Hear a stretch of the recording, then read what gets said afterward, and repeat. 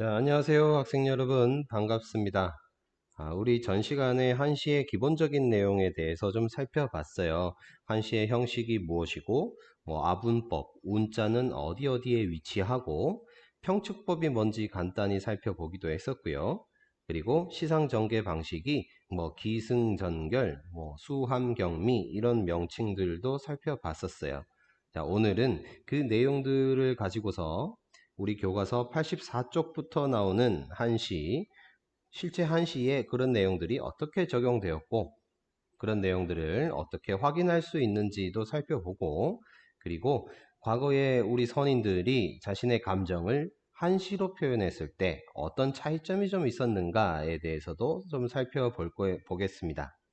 자, 그래서 여러분들 오늘 84쪽 한번 펼쳐볼게요.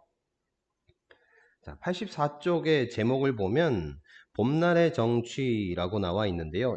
우리 11단원에서는 두 개의 한시가 있습니다. 첫 번째 살펴볼 시는 춘흥이라고 하는 시고요. 두 번째 살펴볼 한시는 춘효라고 하는 한시예요. 자, 여러분들, 자, 제목에서 봤다시피 공통적으로 들어가는 한자가 있죠? 이 글자, 이 글자가 있습니다. 무슨 글자입니까?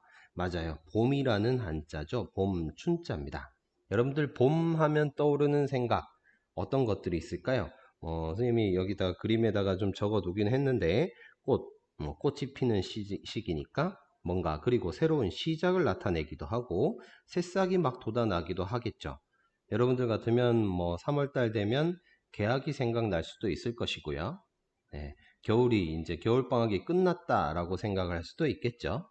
자, 다양한 생각이 이제 머릿속으로 떠오를 텐데, 우리 춘흥, 춘효 이 두 시를 통해서 과거에 어떤 식으로 좀 생각이 좀 바뀌었는가, 생각이 있었는가에 대해서 시인의 감정에 대해서 좀 살펴보도록 하겠습니다. 자, 먼저 첫 번째 시는 춘흥이에요. 춘흥. 자, 춘흥.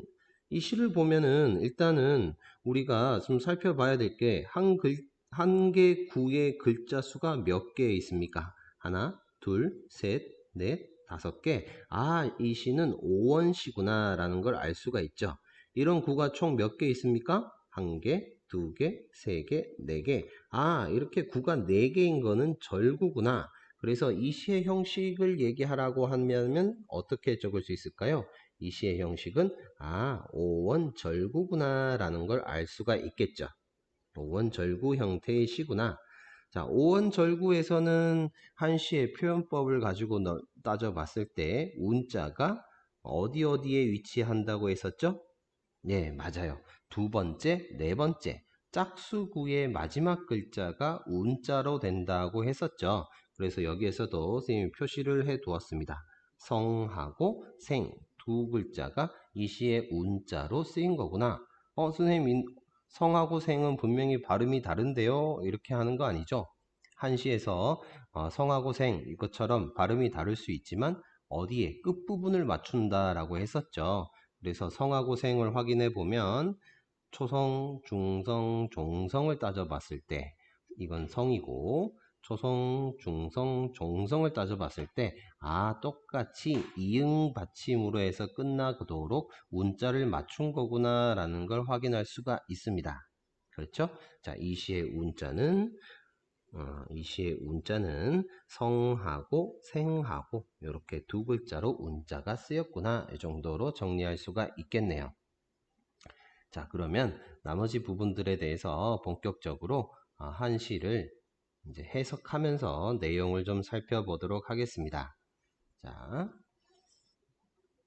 첫 번째 구를 가만히 보니까 같이 한번 읽어보겠습니다. 추누세 부적 터니. 두 번째, 야중 미유성이라.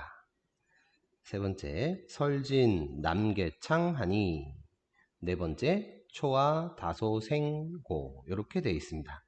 자, 여러분들 선생님이 방금 읽었는데 오원시 같은 경우는 몇 글자 몇 글자로 끊어 읽는 것이 일반적이라고 했었죠.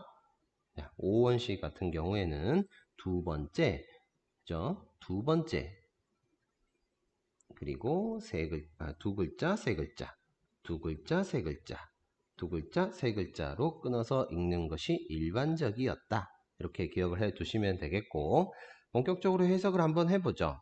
춘우입니다. 춘자는 봄 춘자 아는 것이고, 우자도 비우자, 봄비가 내렸어요. 여러분들 머릿속으로 상상을 한번 해보는 겁니다. 봄비가 주룩주룩주룩주룩 내리고 있습니다. 그런데 그 봄비가 어떻게 됐느냐, 이렇게 새하다고 적혔네요. 새. 자, 새자는 무슨 새자냐? 가늘다라는 새자예요. 아주 세밀하다, 작다, 가늘다. 여름철에 내리는 장맛비 같은 경우는 되게 빗줄기가 되게 굵다고 얘기하잖아요. 근데 봄비는 되게 가늘었어요. 가늘어가지고 불적했답니다. 불적. 뒤에 있는 적자의 의미는 방울지다라는 뜻인데, 방울지다. 자, 물방울이 맺히지 않는다. 봄비가 너무 가늘다라 보니까 여름에 내리는 장맛비처럼 빗줄기가 그렇게 굵게 내리지 않았다라는 거죠. 당연히 이런 비가 내릴 때는 빗소리가 어떻겠습니까? 빗소리가 나는 듯 안 나는 듯, 비가 오는지 안 오는지. 보슬비가 내릴 때 우리 빗소리가 잘 안 나잖아요. 그런 것처럼 봄비가 내리고 있는 상황 같습니다. 자, 그래서 두 번째 구에 갔더니 야중 미유성이다 이렇게 돼 있네요. 야중 미유성. 야자가 무슨 야자죠? 밤입니다. 밤. 그죠? 밤에 중, 가운데 중이니까 밤중에, 그죠? 한밤중에 미했대요. 미가 무슨 미자냐? 아주 미미하다, 작다를 뜻하는 한자잖아요. 작았다. 뭐가 작았느냐? 유성, 요게 작았다고 합니다. 유성. 있을 유자에 소리성자잖아요. 소리성자. 아, 소리가 있긴 있었는데 그 있었던 소리가 아주 작았다. 무슨 소리가 있죠? 빗소리겠죠. 빗소리가 아주 작았다. 왜? 봄비가 보슬비처럼 버슬버슬 내리다 보니까 비가 오는지 안 오는지, 그게 참 소리로만 판단했을 때는 비가 오는지 잘 모르겠더라라는 거죠. 그런데 빗소리가 난 것 같으니까 작가는 이제 생각을 하는 겁니다. 아, 비가 왔으니까 이제 설진하겠구나 그랬어요. 설진. 자, 설이라고 하는 글자 무슨 설자죠? 눈설자입니다. 눈. 겨울에 내리는 눈. 눈이 어떻게 했습니까? 진했대요. 진. 자, 진자의 본래 의미는 다하다라는 한자죠. 다하다. 눈이 다했다. 무슨 의미로 해석해야 될지 좀 바꿔보죠. 자, 우리 숙제를 다했다라고 하면 남아있는 숙제가 있다, 없다. 숙제가 없는 거죠.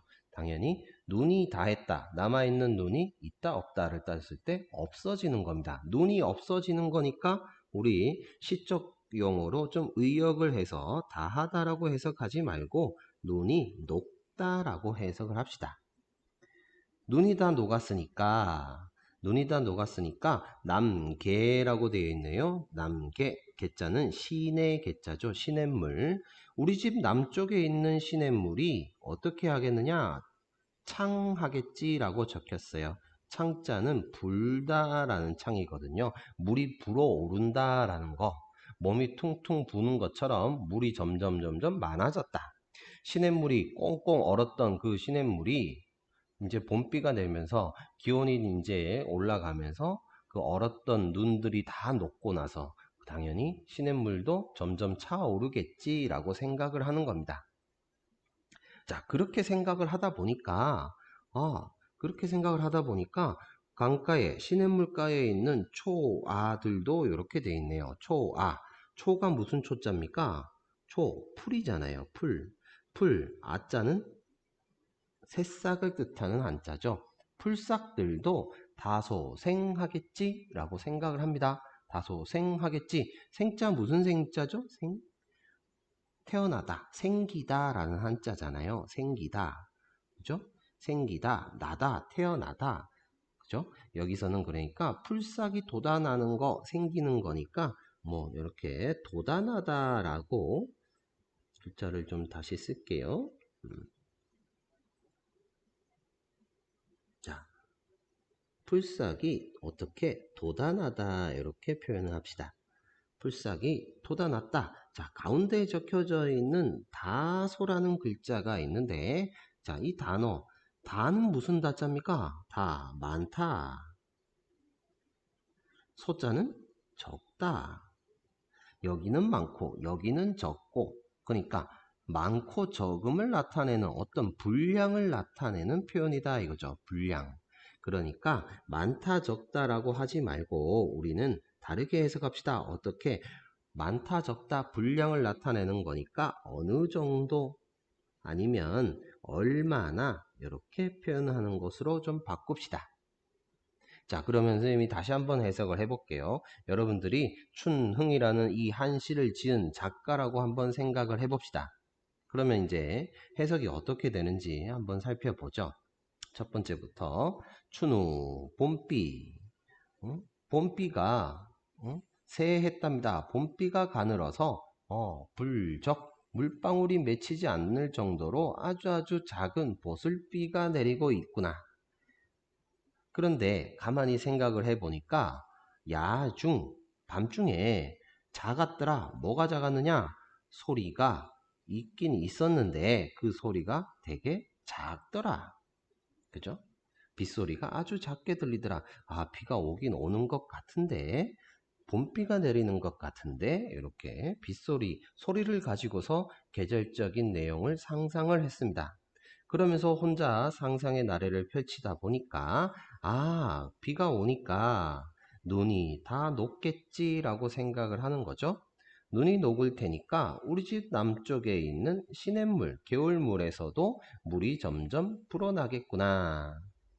이제 계절이 변했구나. 계절이 이제 봄이 되는구나. 이렇게 생각을 하고, 이렇게 확신을 가지고서 한 가지 더 마지막으로 생각을 하는 거죠. 아, 봄이 됐으니까 풀의 새싹들도, 풀싹들도 다소 어느 정도나 얼마나 생하겠느냐, 얼마나 또 돋아나겠느냐. 야, 진짜 기대되는구나 라는 거죠.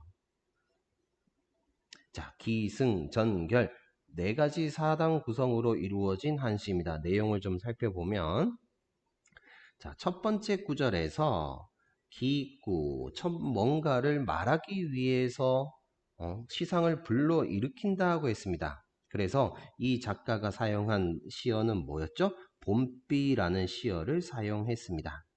이 봄비라는 시어를 가지고서 뭔가를 말하고 싶었는데 그대로 승구에 이어나갔죠. 이어나가는데 그 봄비 소리가 어땠어요? 아주 작았답니다. 그 봄비 소리가 아주 작았는데 갑자기 세 번째 가서 전환을 시키죠. 전환시킵니다. 전환시켜 가지고 분위기를 바꿨어요. 앞에서는 봄비를 얘기하고 있다가, 그죠? 앞에서는 이제 봄비에 대해서 얘기를 하고 있다가 세 번째 가서는 이제 뭘 얘기합니까? 이제 눈에 대해서 얘기를 하고 있는 거예요. 아, 이 눈이 다 녹겠구나. 그리고 남쪽에 있는 시냇물도 얘기하고 있네요. 시냇물도 창하겠지, 불어오겠지, 불어나겠지. 아, 이제 계절이 이렇게 변했구나 라고 생각을 하면서, 그러니까 마지막에 어떻게 됐어요? 마지막에 이제 풀싹, 새싹에 대해서 얘기를 하고 있죠.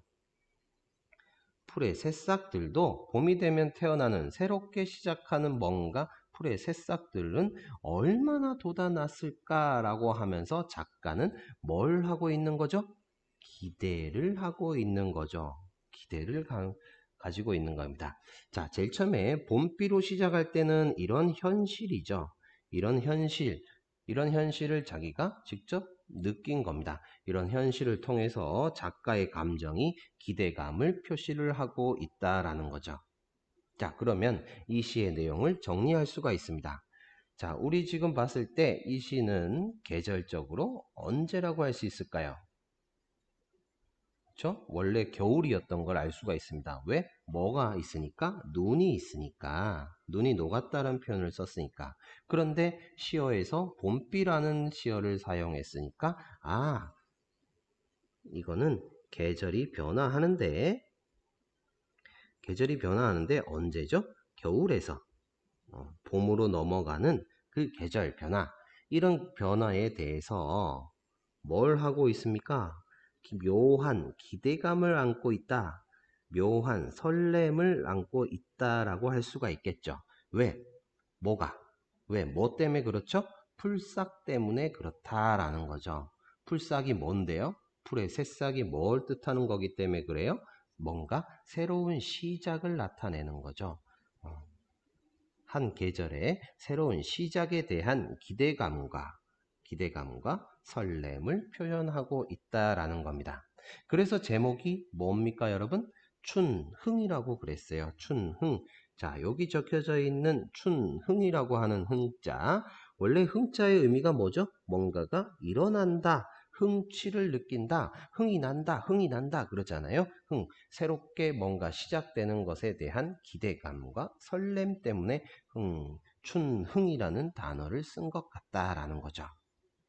자, 이렇게 시 하나를 살펴봤습니다.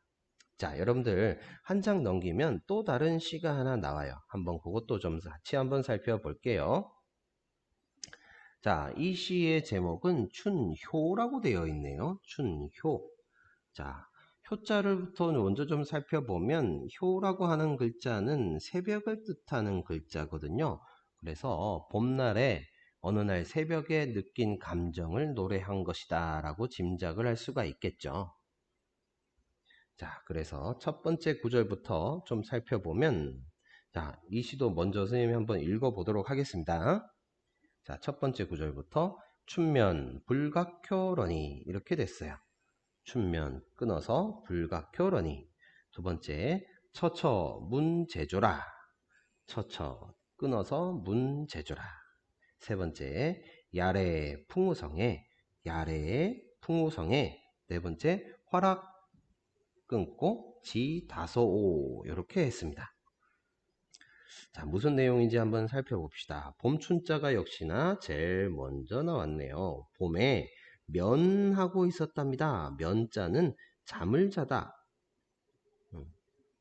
잠자다라는 한자죠. 잠을 자고 있었대요. 봄에 나른하게 이제 잠을 자고 있었나 봐요.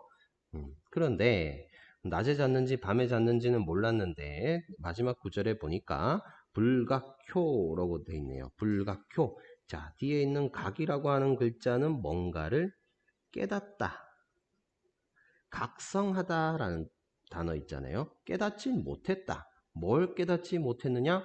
효를 깨닫지 못했대요. 효. 자, 효라고 하는 글자. 자, 효자는 앞서도 살펴봤다시피 원래는 새벽이라는 뜻이죠. 자, 그런데 해석을 해보니까 봄에 잠을 자다가 새벽이 되는 걸 깨닫지 못했다. 무슨 뜻일까요?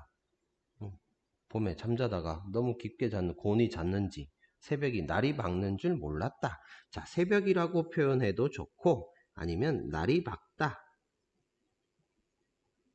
라고 해석해줘도 상관이 없을 것 같아요. 그죠? 자, 이렇게 표현을 해줬습니다. 그런데 이제 비몽사몽간에 아침에 눈을 떠가지고 새벽에 방 안에서 잠이 이제 깼어. 그러다가 보니까 처처문제조라 이렇게 돼 있네요. 처라고 하는 글자는 이곳저곳을 나타낼 때 곧 처자예요. 자, 그래서 두 글자가 한꺼번에 쓰였으니까 이곳저곳. 그러니까 해석 한꺼번에 뭐라고 하면 좋을까요? 여기저기 이렇게 합시다. 여기저기. 여기에서도 저기에서도 이곳에서도 저곳에서도 문하더라 이거예요. 문자가 무슨 문자죠? 들렸다라는 겁니다. 들렸어요. 뭐가 들렸느냐? 제조가 들렸다고 합니다. 제조. 앞에 있는 제라고 하는 글자는 울다라는 한자잖아요. 뒤에 있는 조가 세조자입니다. 우는 새. 그러니까 뭐죠? 새 울음소리라고 하면 되겠네요. 새 울음소리. 새가 지저귀는 소리, 새 울음소리 이렇게 표현합시다. 여기저기서 새 울음소리가 들렸다. 여러분들 머릿속으로 상상하는 거예요. 새벽에 아침에 햇살이 쫙 비치는 새롭게 시작하는 하루가 시작이 됐는데 거기에서 여기저기에서 새가 지저귀는 소리가 막 들려요. 아주 상쾌한 분위기죠. 그죠? 자, 이런 상황에서 작가는 혼자 생각을 합니다. 야래, 풍우성 이렇게 했습니다. 야래, 야자는 아는 것이고 레가 오다라는 한자잖아요. 원래 오다라는 뜻이니까 밤이 왔다. 현재 시간은 언제입니까? 분명히 새벽이라고 그랬어요. 그러니까 밤이 왔다라고 해석을 하지 말고 조금 의역을 해서 지나간 밤 사이에 이렇게 합시다. 지난 밤 사이에 풍우성이 있었대요. 풍우성. 풍자가 무슨 풍이죠? 바람 풍자입니다. 우자는 무슨 우? 비우자죠. 합쳐서 뭐라고 하면 될까요? 비바람. 이렇게 하면 되겠죠. 그런데 비바람 뭐가 있었느냐? 성이 있었답니다. 비바람 성. 비바람 소리가 있었다고 합니다. 그렇죠? 앞에 시에서처럼 이 사람도 소리를 들었어요. 자, 밤사이 내린 비바람 소리가 밤에 이 사람은 작가가 지금 뭘 하고 있었죠?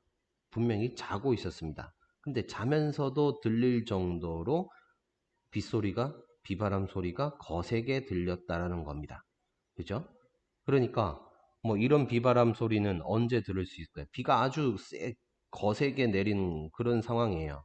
우리가 앞에서 봤던 시, 좀 전에 봤던 시에는 봄비가 어떻다고 아주 가늘다라고 빗소리가 아주 작다고 표현했는데 여기에서는 그 자면서도 비바람 소리가 들릴 정도로 되게 거세게 비바람이 몰아친 거죠.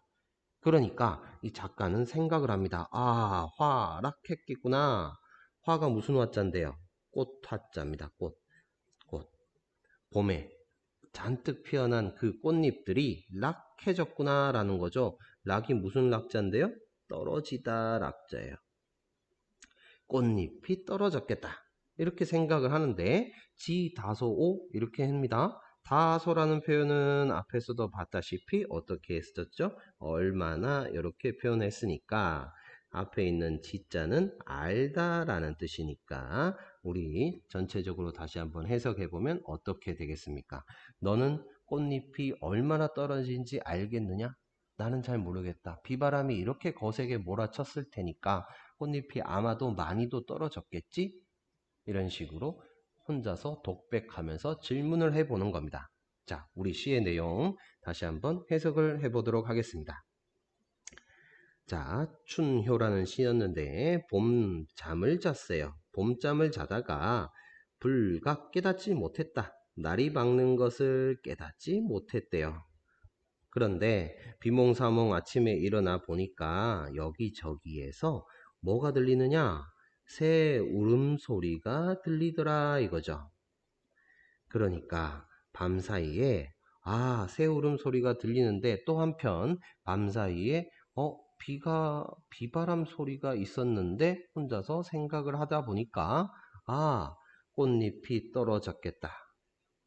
꽃잎이 떨어진 지 어느 정도인지 알겠구나. 이렇게 풀이를 합니다. 자, 전반적인 내용을 좀 살펴보면 자, 앞의 시와 마찬가지로 이 시의 형식도 당연히 어떻게 될까요? 오원 절구 형태의 시가 되겠습니다. 이 시의 운자는 당연히 뭐겠죠?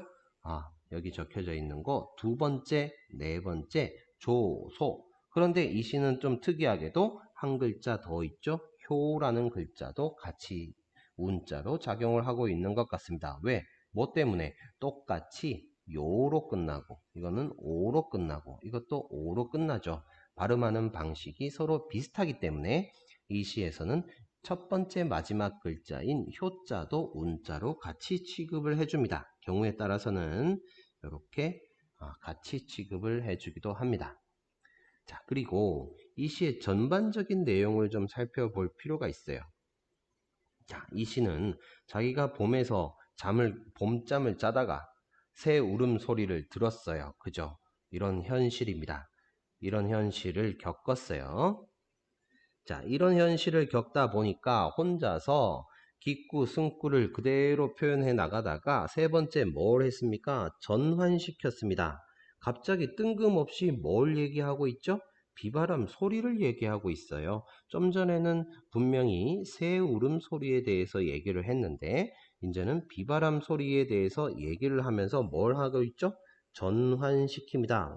자기가 말하고 싶은 내용이 있어서 빗소리를 가지고서 전환을 시켜서 어떻게 됐습니까? 마지막에 이제 꽃잎이 얼마나 떨어졌을까? 꽃잎이 떨어진지 얼마나 떨어진지 너는 알겠니? 라고 질문을 던지면서 그렇게 봄에 화창하게 아주 화사하게 피어났던 꽃잎들이 밤사이 내린 비바람 때문에 다 꽃잎이 졌겠구나. 와, 안타깝구나 라고 하면서 묘환 뭘 하고 있다고? 안타까운 감정을 느끼고 있다라고 해야 되겠죠. 이런 현실 속에서 느끼는 안타까운 감정입니다. 그런데 자, 그러면 일단 적어 보겠습니다. 이 시는 똑같이 계절이 변하고 있는 걸 알 수가 있죠. 언제부터 언제까지라고 할 수 있을까요? 분명히 이 시의 배경은 봄이었을 겁니다. 그런데 비바람 소리가 아주 거칠게 내린 것으로 봤을 때 보통 그런 거는 장맛비 같은 거죠. 봄에서 이제 여름으로 넘어가는 그런 계절 변화입니다. 계절 변화에 대한 안타까움이죠. 안타까움이다. 그런데 이 여기서 우리 좀 살펴봐야 되는 거, 이 안타까운 감정을 뭘 가지고 이용했다. 선생님이 시험 문제 낸다면 이렇게 내겠습니다. 상당히 좀 고급 문제라고 생각이 됩니다. 자, 이 시는 이런 안타까운 감정을 어떤 걸 통해 가지고 나타내고 있느냐? 여기 적혀 있죠? 꽃잎이 떨어지다 라는 거죠. 자, 이 시는 꽃잎이 떨어지는 것에 대해서 안타까운 감정을 나타냈습니다. 그런데 이 꽃잎이 떨어지는 것과 뭐 한 가지가 서로 상비됩니다. 대비된다고 해야 되겠죠? 선생님이 좀 전에 얘기했어요. 힌트는 여기 승구에 있습니다. 자, 여기저기에서 새 울음소리가 들리고 있어요. 새로운 날이 밝아가지고 아침에 여기저기에서 새 울음소리가 지저귀고 있어요. 새들이 지저귀고, 새로운 날이 또 시작되었구나. 뭔가가 새롭게 시작되어야 되는데 갑자기 전환시킨 겁니다. 그러면서 꽃잎이 떨어졌겠구나. 이렇게 얘기를 하는 거죠. 이게 서로 대비된다고 할 수가 있다. 뭐하고? 새 울음소리하고 대비된다고 할 수 있다. 자, 그러면 우리 정리할 수가 있겠죠. 새 울음소리는 뭡니까? 시각, 청각 나눴을 때 청각이죠. 청각. 청각적인 표현을 사용했는데 청각적인 표현을 사용해서 청각적인 표현을 사용을 했다. 그런데 어떻게? 시상 대비를 시켰다라는 거죠. 시상 대비를 시켜놨다. 그러면서 시상 대비를 시켜서 안타까운 감정을 조금 더 드러냈다라는 겁니다. 어떤 게가 대비가 됐다고요? 꽃잎이 떨어지는 것과 새로운 시작을 나타내는 새 울음소리와 이것이 서로 대비됐다고 표현할 수가 있다라는 겁니다. 앞에 시하고는 좀 내용이 다르죠. 앞에 시는 뭐였습니까?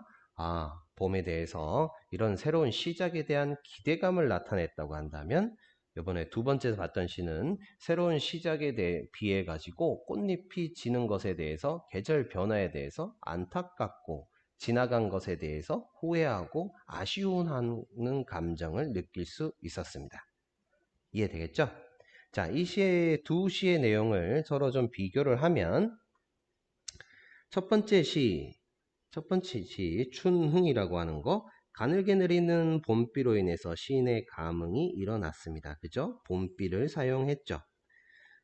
그리고 그대로 이어나가서 봄이 왔음을 이제 실감을 합니다. 그런데 세 번째 전환을 시키면서 눈이 등장을 하네요. 눈이 녹았구나. 그러면서 또 뭐 했었죠? 시냇물도 있었습니다. 그러니까 새로운 시작이 또 나타나는구나. 봄에 대한 기대감이다. 그리고 두 번째 봤던 시, 새벽에 잠이 온다. 새벽이 온지 몰랐다. 완전히 이제 봄이라는 걸 알 수가 있습니다. 그런데 밖에서 지저귀는 새 소리가 들리더라 이거죠. 새 소리. 새 소리가 뭡니까? 새로운 시작을 나타낸다라고 했었죠. 새로운 일과의 시작입니다. 그런데 갑자기 밤사이 내린 비바람이 생각이 나는 거예요. 그러면서 활짝 폈던 꽃잎들이 훨씬 더 많이 떨어졌겠구나 생각하면서 어떤 거죠? 아쉬워하고 있다. 안타까워하고 있다. 똑같이 봄에 대해서 이야기를 했는데 그 두 감정이 서로 좀 차이가 있었습니다. 내용 이해되겠죠? 자, 오늘 배웠던 한시들 중에서 몇 가지 한자들 좀 기억을 하겠습니다. 자, 춘효에서 나왔던 거 새벽 효자가 있었고요. 뭐 날이 밝다라고 해석하기도 했습니다. 기승전결에서 나오는 구르다 전환시키는 거, 바뀌다라는 뜻을 가진 한자죠. 그 다음에 물방울적 있었습니다. 방울이 맺히다. 비가 봄비가 가늘어서 방울지지 않더라 라고 해석했던 부분이 있었고, 작을 미 있었습니다. 그리고 시냇물이 불어나겠지 창자도 있었고요. 새싹을 나타내는 아라고 하는 글자도 있었네요. 그리고 춘흥이라는 시에서 나왔던 일어날 흥자도 있었죠. 그리고 불각 깨닫지 못했다라고 했을 때 각 깨닫다 박성하다. 새 울음소리에서 나왔던 제라고 하는 한자도 있었죠. 자, 이 정도 한자들은 기억을 해 주시기 바랍니다. 문제를 통해서 오늘 배운 내용들 확인하고 마치도록 하겠습니다. 자, 우리가 두 시를 배웠는데 두 시의 배경이 된 계절을 이름절에 한자를 써보자. 선생님이 써놨습니다. 무슨 글자였죠? 네, 맞아요. 봄춘이라고 하는 글자였습니다. 자, 다음 문제. 가시에 대한 설명으로 옳은 거 가시가 요거네요. 아, 첫 번째 시, 이 시가 뭐였습니까? 춘흥이라는 시였죠. 아, 봄에 대한 계절의 변화에 대한 기대감과 설렘입니다. 그러니까 화자의 설렘이 드러난다라는 거죠. 자, 운자는 창과 생이다 아니죠? 운자는 성하고 생 두 글자고요. 요게 틀렸네요. 세자 두자 아니죠? 두 개, 세 개, 두자, 세자로 끊어서 읽는다 라는 거죠.